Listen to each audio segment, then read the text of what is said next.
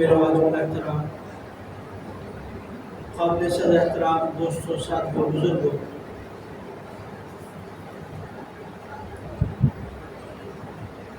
ربیع الاول کا مہینہ چل رہا ہے۔ اس مہینے کی 12 تاریخ کو بہت سے جلوس اور جشن عید میلاد النبی کے نام سے بہت سے معاملات ہوتے ہیں۔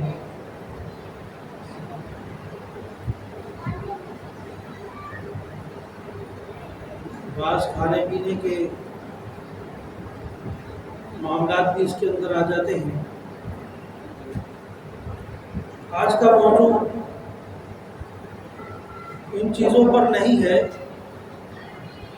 کہ یہ چیزیں ٹھیک ہیں یا غلط ہے یا بدعت ہے یا دین کا حصہ ہے یا نہیں، بس ایک اجمالی بات رکھنے کا ارادہ ہے کہ اجمالی طور پر بات آ جائے گی تو اس طرح کی تمام چیزیں کا احاطہ ہو جائے گا۔ قرآن پاک کی آیت میں نے آپ حضرات کے سامنے تلاوت کی، یا ایھا الذین آمنوا لا ترفعوا اصواتکم فوق صوت النبی،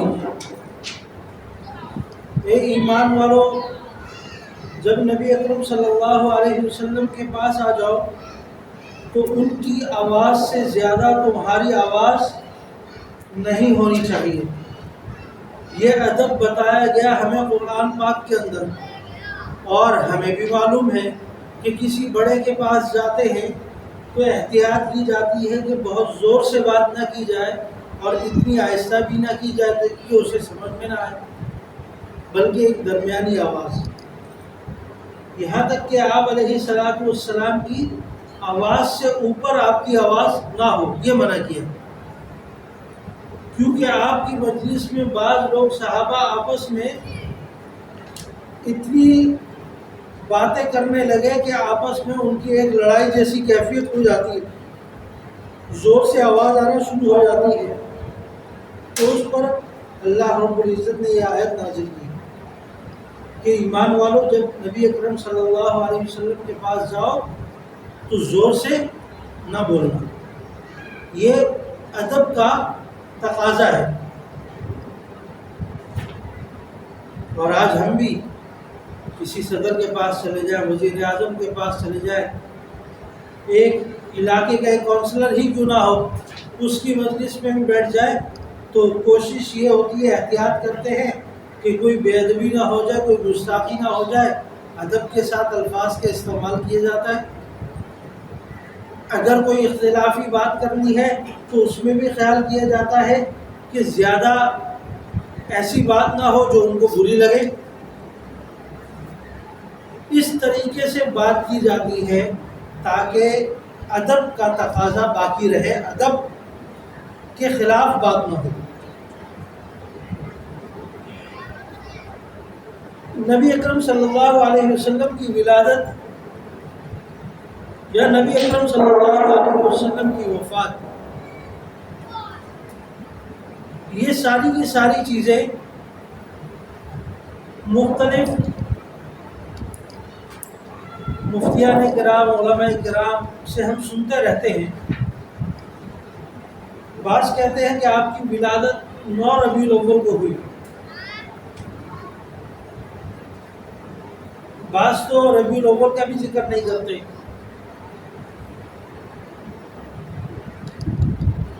اور اکثر وفات کا ذکر کرتے ہیں کہ 12 ربیع الاول کو ہوئی ہے۔ کچھ عرصہ پہلے یہ 12 ربیع الاول آپ صلی اللہ علیہ وسلم کی وفات کے نام سے بہت زیادہ مشہور ہے کہ آپ علیہ السلام اس تاریخ کو دنیا سے رحلت فرما گئے۔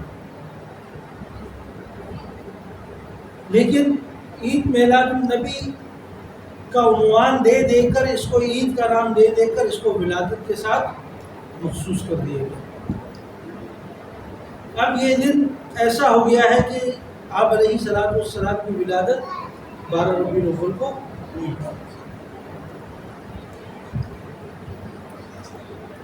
حالانکہ یہ ربیع الاول کا مہینہ ہے، جہاں آپ علیہ السلام کی ولادت ہو رہی ہے وہیں آپ کی رحلت بھی ہو رہی ہے۔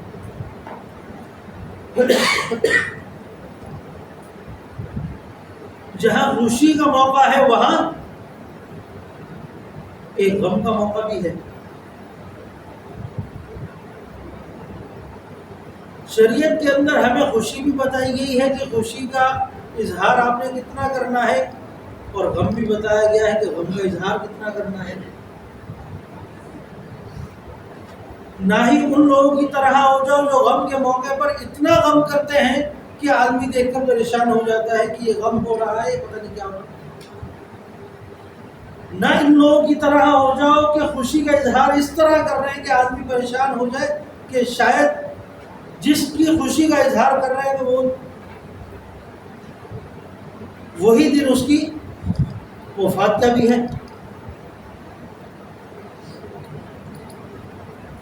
تو ہر چیز کے اندر اعتدال ضروری ہے۔ معاملات وہاں خراب ہوتے ہیں جب ہم اعتدال سے باہر جاتے ہیں۔ یا ایھا الذین آمنوا لا ترفعوا اصواتکم فوق صوت النبی ولا تجهروا له بالقول كجهر بعضکم ان تحبط اعمالکم وانتم لا تشعرون، کہ اگر تم آپس میں اس طریقے سے لڑائی جھگڑا کرو گے، ان تحبط اعمالکم، کہ تمہارے اعمال کیا ہے، ضائع ہو جائیں گے، وانتم لا تشعرون، اور تمہیں اس چیز کا احساس بھی نہیں ہوگا، محسوس بھی نہیں ہوگا کہ تمہارے اعمال ختم ہو چکے ہیں۔ یہ وہ اعمال ہیں جس کی وجہ سے آدمی اپنے اعمال کو ختم کر دیتا ہے۔ جب اعتدال کے راستے سے باہر نکلتا ہے، جہاں تک کہا گیا وہاں تک رہنا ہے، اس سے بڑھ کر اگر جاؤ گے تو پھر اعمال ختم ہو جائیں گے۔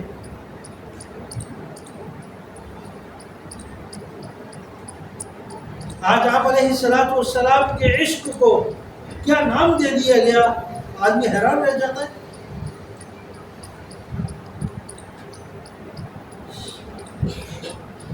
عجیب قسم کی شکلیں بنا کر جلوس کے اندر جا رہے ہیں، اور دعویٰ ہے عشق رسالت کا، عشق نبی کا، بھنگڑے ڈالے جا رہے ہیں۔ جس چیز سے آقا علیہ السلام نے منع کیا وہی کام کیے جا رہے ہیں۔ بعض مقام پر تو مرد و زن ایک ساتھ ہیں، اختلاط ہو رہا ہے۔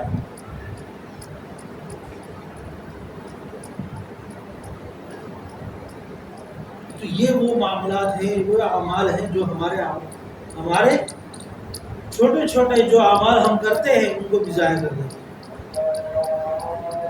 تو قیامت کے دن جب اٹھائے گئے اور اگر یہ آ گیا کہ ان کی آواز نبی اکرم صلی اللہ علیہ وسلم کی آواز سے زیادہ ہوتی تھی، یہ گستاخی پر اتر آئے تھے، اس کی وجہ سے ان کے اعمال ختم ہو گئے، تو پھر کیا جواب دیتے پھر؟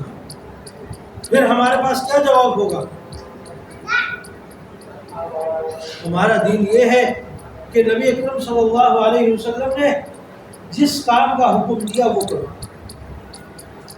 اب بازار میں رش لگا ہوا ہے، ربیع الاول منائی جا رہی ہے، عید میلاد النبی منائی جا رہی ہے، جلوس نکالے جا رہے ہیں، 2 میل 4 میل 10 میل کا ایک سفر طے ہو رہا ہے۔ اس دوران نمازیں آ رہی ہیں، مختلف چیزیں آ رہی ہیں، عبادات کا وقت آ رہا ہے، مسجد خالی ہے۔ ہونا تو یہ چاہیے تھا کہ مسجدیں آباد ہو جاتی، آپ علیہ السلام کے ذکر سے۔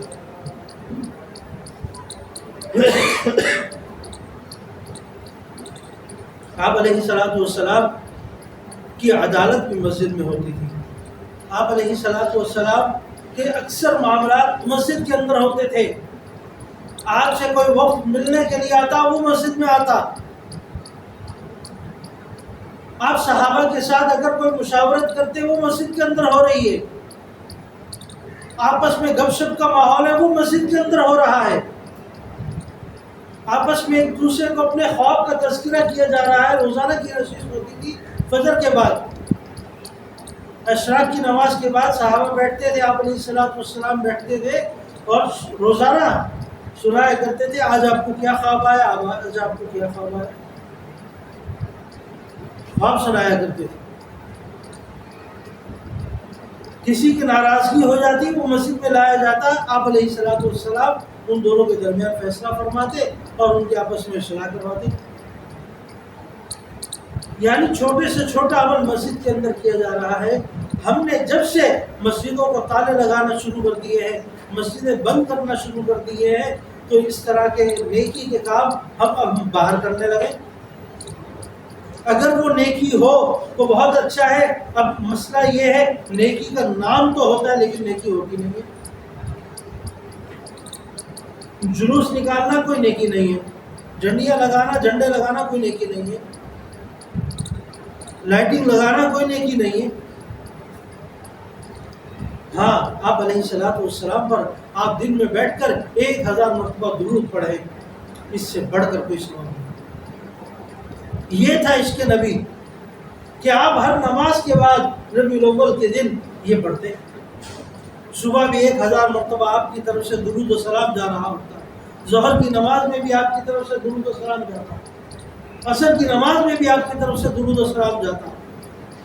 قیامت کے دن نبی اکرم صلی اللہ علیہ وسلم اٹھتے اور ارشاد فرماتے فلاں ابن فلاں جو راشدی گوٹ میں رہتا ہے اسے بلا کر لے آؤ، وہ مجھ پر درود پڑھا کرتا ہے۔ کیوں؟ آپ کے درود اتنی تعداد میں گئے کہ آپ کا نام تک یاد ہو گیا، قیامت کے دن اس طرح بلایا گیا۔ لیکن جس کو درود سے مطلب ہی نہیں، وہ دیگر خرافات میں لگ کر اپنے کیے ہوئے اعمال کو بھی ختم کرتا جا رہا ہے، تو اس کی زندگی کیا بنے؟ اس سے تو پھر چہرہ ہی پھیرا جائے گا، یہ میری امت میں نہیں ہے۔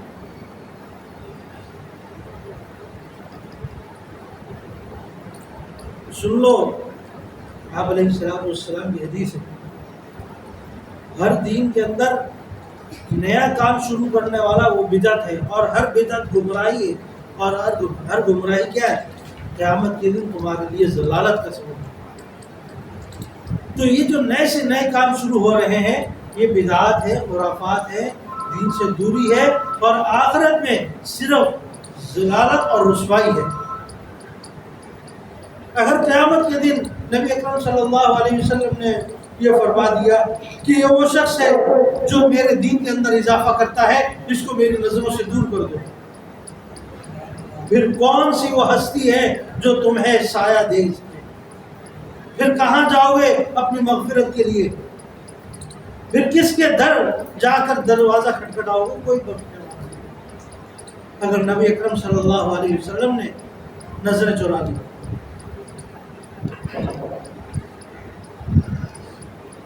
تو یہ وہ لمحات ہیں، یہ وہ مواقع آتے ہیں جس میں ہم آپ علیہ السلام کا قرب حاصل کر لیں یا آپ علیہ السلام سے دور ہو جائیں۔ فیصلہ آپ کا ہے، آپ کس کی طرف جاتے ہیں۔ ایک شیطان کا رستہ ہے، ایک وہ رستہ ہے جو آپ علیہ السلام نے بتایا۔ جس راستے کو اپنائیں گے اس کے مطابق ثواب اور اجر و ثواب ملے گا۔ اللہ تعالیٰ عمل کی توفیق عطا فرمائے۔ یہ آیت آپ حضرات کے سامنے ذکر کرنے کا مقصد یہی تھا کہ ہر شخص کے ہر جگہ کے کچھ آداب ہوتے ہیں، تو آپ علیہ السلام سے محبت کے اظہار کے بھی کچھ آداب ہیں۔ یہ نہیں ہے جو میرا دل کر رہا ہے یا جو میں دیکھ رہا ہوں اس کے مطابق کر رہا ہوں، ایسا نہیں ہوتا۔ یہ دیکھنا ہے کہ جس شخص کے ادب کا تذکرہ کیا جا رہا ہے تو قرآن پاک میں ان کے ادب کا طریقہ کیا سکھایا گیا وہ بتائیں۔ یا ایھا الذین آمنوا لا ترفعوا اصواتکم یا ایھا الذین آمنوا لا تقدموا بین یدی اللہ ورسولہ، اس طرح کی آداب ہیں آپ علیہ السلام کے بارے میں۔ آپ سے آگے نہ چلو، آپ کی آواز سے زیادہ آواز نہ رکھو، آپ نے جہاں تک دین بتا دیا وہاں تک رہو۔ الیوم اکملت لکم دینکم واتممت علیکم نعمتی، پورا ہو گیا دین، اب کوئی نئی چیز لے کر آئے گا وہ بدعت گمراہی ہے اور کچھ نہیں۔ جو دین دے کر چلے گئے صرف اس پر عمل کرو۔ اس کے محبت کا سب سے بڑا دعویٰ کیا تھا؟ آپ 5 وقت نماز میں شریک ہوتے اور اپنی وسعت کے مطابق اپنی طاقت کے بقدر جو درود پڑھ سکتے تھے مصلی پر بیٹھ کر چلتے پھرتے وہ درود کا تحفہ آپ بھیج دیں۔ سب سے بڑا عشق ان دنوں میں یہی تھا۔ اللہ تعالیٰ عمل کی توفیق عطا فرمائے اور آپ علیہ الصلوۃ والسلام سے سچی اور پکی اور حقیقی محبت کرنے والا اللہ رب العزت بنائے۔ وما علینا الا البلاغ۔